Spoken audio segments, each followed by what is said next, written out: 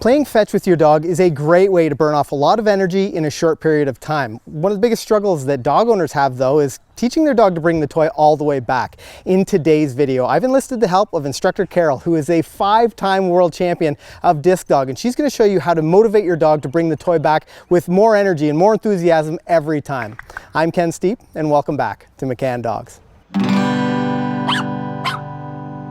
One of the first things I ask myself when I hit a problem is, where's the value for my dog? So if I have a dog that loves to play with the toy, he comes back and I rip it out of his mouth and throw it again because I like throwing, well, why does he bring it back? He wants to play with that toy. On the other hand, if I have a dog and they come back and I'm big into tugging, but they don't really like tugging, then probably they're not going to bring that toy back to me, or at least not quickly. So I need to figure out how to make this valuable for my dog. So what can we try? There's a number of solutions I would do, and each one is geared towards a different type of dog. One solution does not fit all. Number one, as soon as they get that toy, I'm going to call their name. Then when they turn, I'm going to turn and run. Those dogs that like to chase the toy like things moving. It brings out that chase instinct. So I'm not going to stand still facing my dog. I'm going to turn, move away. I can still keep connected. I can talk to them, cheer them on in,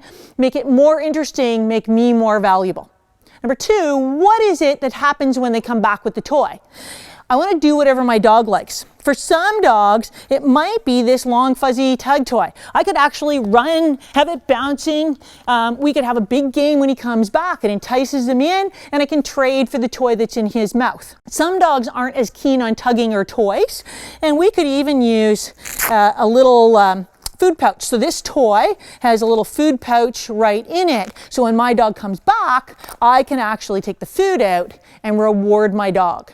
Ellen's been working through this, and one of the solutions she's tried is using a long line. If you go online, most of the YouTube videos are going to tell you that. Get a long line, attach it either to your dog or the toy, and then you can make sure that they're coming right in, especially for those dogs that like to bounce around or just take off and play with the toy themselves. That's great as a preventative with a puppy, or if you have a wild and crazy lab people, but those dogs that love toys and they bounce around, putting the line on and letting them know the only chance to have fun is bringing it right back to me is going to work great. But for a lot of dogs, if they're not super keen retrievers, being dragged back in or having the toy controlled may not add to their retrieving. Now, this is one of my favorite ways to troubleshoot retrieve problems. For those dogs that want to play too much with the toy, they're so busy playing as they come back, or they don't come right back in close to the handler. And I got my really inexpensive piece of rubber with some duct tape here, nothing too fancy.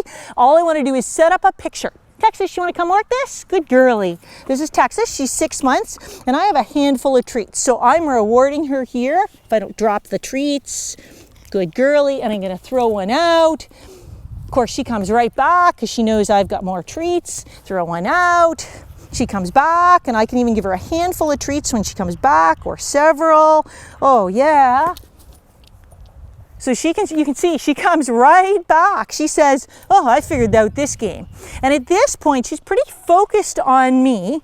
I'm going to put out my toy. So for those dogs that are crazy about playing with the toy, I don't want one that's super exciting, a fuzzy long tug. So I'm going to use something a little bit plain. And all I'm going to do is put it out on the grass. So I put my toy out a couple of feet out, not a long time, because I don't want her to get super stimulated. When she's stimulated, she's more likely to play with that toy. I'm going to make sure she knows I've still got the treats, and I'm going to tell her, get it. Yay, good girly. Good girl. Bring it here.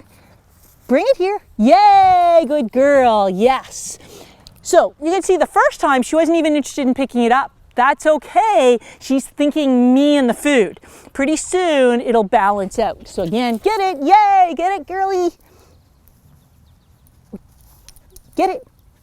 Yes, let's try it again. Come here. Texas, here, girly. Yes.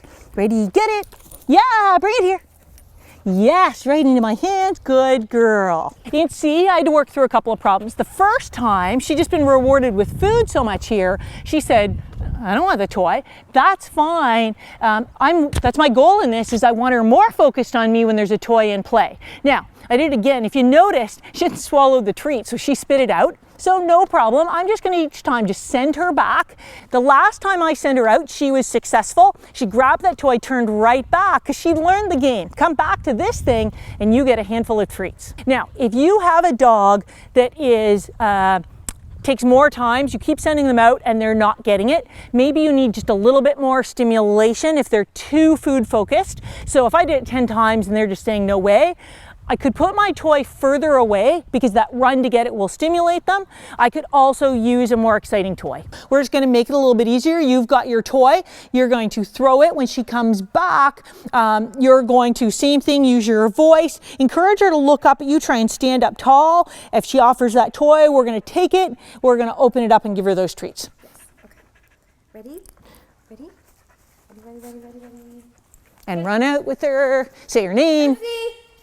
Hey, here. Good girlie. Yay, that's it. Give a little tug. And now open that up. And she gets the jackpot. Good girlie. Oh, look at that. Now, Lucy had a great drive back to Ellen. It was just the handoff that she was struggling with. However, you may have a dog that gets that toy, goes out hard, huge chase drive, but once they've got it, they either hang out there or they come back really slowly to you. So how are we going to fix that one? I can use 2 toys. So I'm going to throw my 1 toy out. Same thing. I still want to be interesting to my dog, so I can run after my dog. I'm going to call their name, take off, let them chase me back. But before they get to me, I'm going to yell out and I'm going to say, get it, and throw my next toy the other direction. Run out. Call them, I can pick up that first toy, out, get it. So that my dog realizes that there's a toy coming the other direction. We can really help drive coming back to me. Now, if I have a retrieving problem, there's 2 questions I ask myself. Number 1, does it happen partway through? So if my dog's keen, bringing it back, looks great, but I do 10 retrieves and suddenly my dog's not coming back to me, he's going sniffing around, chances are it's not a bad dog. Chances are he's tired. I'm either throwing too far or too long. The other question I ask is, did it just happen? Was my dog a super keen retriever and suddenly that has stopped and they're not as interested? Could be that my dog is injured. Well, that toy is zipping out there. They may be stimulant enough that they don't feel the pain and they're happy to run, but coming back may be painful for them. Hope that helped you with your retrieve. We know how important exercise is for dogs. If you're looking for more ideas to quickly and safely exercise your dog, just click on this card here. On this note, I'm Carol, this is Thorpe. Happy training.